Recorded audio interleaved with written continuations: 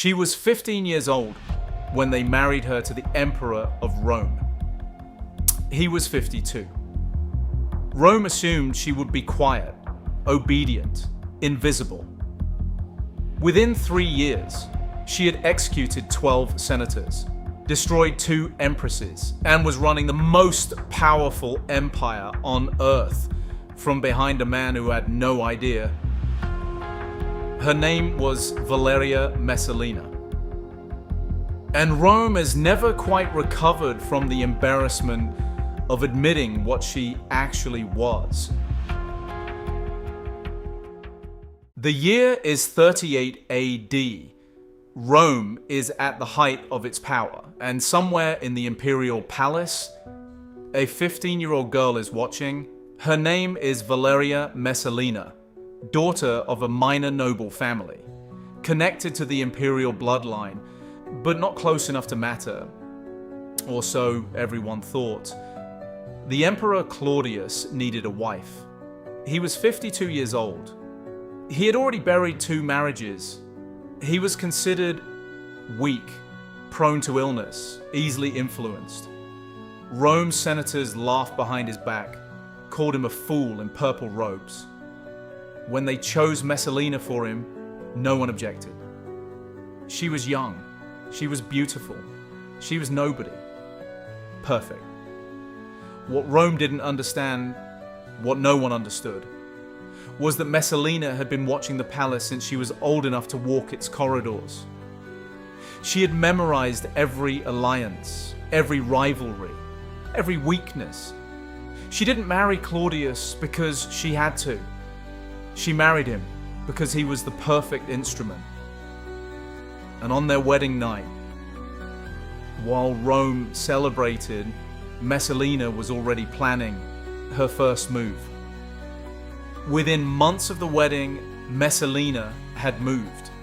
Not with armies, not with threats, with information.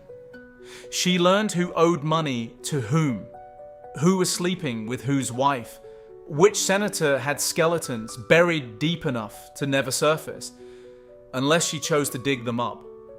Claudius trusted her completely. Why wouldn't he? She was young, she was devoted. She gave him 2 children. A son, a daughter. And while Claudius signed documents, held audiences, played the role of emperor, Messalina was building something. A network, invisible, everywhere. Freedmen who reported to her, slaves who listened at doors, nobles who owed her favors. They could never repay. She didn't need a title. She had something far more powerful. She had the ear of the man who had every title.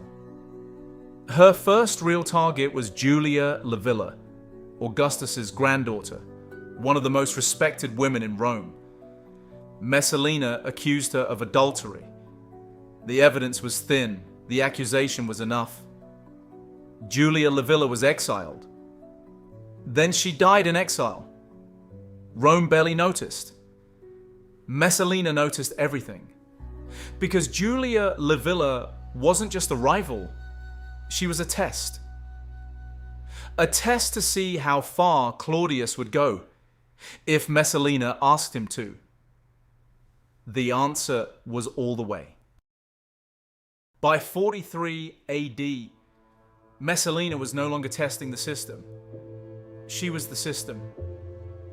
Anyone who threatened her position disappeared. Not always dramatically, not always publicly. Sometimes a quiet accusation, sometimes a forged letter, sometimes a whisper in the right ear at exactly the right moment. Senator Appius Silanus was next, a respected man, a dangerous man. Messalina told Claudius she had dreamed that Silanus would try to kill him. The next morning, Narcissus, her most trusted freedman, told Claudius he had dreamed the same thing. Claudius believed them both. Silanus was executed before noon. Rome was stunned, but what stunned Rome even more was that no one said a word, because by now everyone understood the rules. Cross Messalina, and you would have a very bad dream. The executions continued. Senators, rivals, anyone who looked at Claudius the wrong way, anyone who looked at Messalina the wrong way. She had become something Rome had no name for. Not an empress, not a queen, an executioner with a smile. And Claudius signed every order, still trusting, still oblivious, still completely in her hands. By 48 AD, Messalina had everything. Power, wealth, the most powerful man in the world, eating from her hand. And she threw it all away, not by accident, by choice. His name was Gaius Silius, the most handsome man in Rome. Young, ambitious, dangerous. Messalina didn't just take him as a lover. She divorced Claudius publicly and married Gaius Silius, while Claudius was still emperor, while Claudius was still alive. Rome had seen power struggles. Rome had seen betrayals. Rome had seen murder. But this was something else entirely. The wedding was lavish. Guests attended. Vows were exchanged. Documents were signed. It was real. And no one, not a single person in Rome, could explain why. Why would she do this? She already had everything. Some historians say she had simply gone too far for too long and lost her grip on reality. Others say it was a deliberate power grab, that Silius planned to overthrow Claudius, and Messalina planned to be there when he did. But here is what we know for certain. Someone told Claudius, and for the first time in 10 years of marriage, Claudius listened to someone other than his wife. Claudius moved fast, faster than anyone expected. Orders went out across Rome within the hour. Arrest Gaius Silius. Arrest everyone at the wedding. Find Messalina. She heard the news at the wedding feast. And for the first time in her life, Valeria Messalina ran. She fled through the streets of Rome in the middle of the night, the most powerful woman in the empire, running like a fugitive through her own city. She tried to reach Claudius. She sent messengers. She sent her children. She sent letters begging forgiveness. Claudius wavered. Of course he wavered. 10 years of marriage, 2 children, the woman he had trusted above everyone else. He was going to forgive her. Narcissus knew it. And Narcissus could not allow it to happen. He had helped bring her down. If she survived, he would not. So Narcissus acted without Claudius's permission. He sent soldiers to find Messalina. They found her in the gardens of Lucullus, the gardens she had stolen from their previous owner by having him executed. The soldiers delivered a message. There would be no trial, no forgiveness, no escape. Messalina was given one choice: take her own life with dignity, or have it taken from her without it. She tried. She raised the dagger to her own throat, and her hand shook. A soldier finished it. She was 27 years old.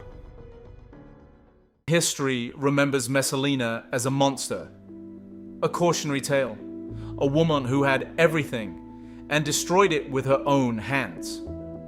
But here is what history conveniently forgets.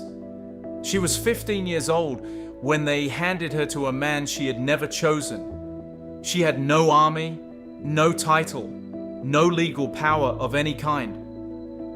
And yet, for nearly a decade, she ran the most powerful empire on earth. Think about what that actually means. Every senator she removed had done something to threaten her or her children. Every alliance she built kept Claudius stable on a throne that would have collapsed without her. The men who wrote her story called her insane, called her dangerous, called her a disgrace to Roman womanhood. These were the same men she had outsmarted for 10 years. Messalina didn't lose because she was weak. She lost because she made one mistake. One. In 10 years of perfect execution, she miscalculated once. And Rome made sure she paid for it with everything. The gardens where she died, she had taken from a man she had executed. Even at the end, she was surrounded by things she had built, things she had taken, things she had made happen by sheer force of will in a world that gave her no legitimate path to power. Was she ruthless? Yes. Was she dangerous? Absolutely. But so was every man who ever sat on that throne. The difference is that no one called them monsters for it. Valeria Messalina was erased. Her statues were torn down. Her name was chiseled off monuments. Her image was destroyed wherever it was found. Rome called it damnatio memoriae, condemnation of memory, the official punishment for those who threatened the empire. They did it to Julius Caesar's enemies. They did it to Caligula. They did it to Nero. And they did it to a 27-year-old woman who had the audacity to actually use the power they handed her. But here is the thing about damnatio memoriae. It never works. Because the story always survives. Messalina survived. In the writings of the men who feared her, in the histories of the empire she helped hold together. In this video, 2,000 years later, she is still here. And so is the question she leaves behind. If a man had done exactly what Messalina did, would we call him a monster? Or would we call him an emperor? If that question stayed with you, subscribe. Because we are going to meet the woman who stepped into the vacuum Messalina left behind. A woman who had watched everything, learned everything, and made sure she would never make Messalina's one mistake. Her name was Agrippina the Younger, and her story is already waiting for you.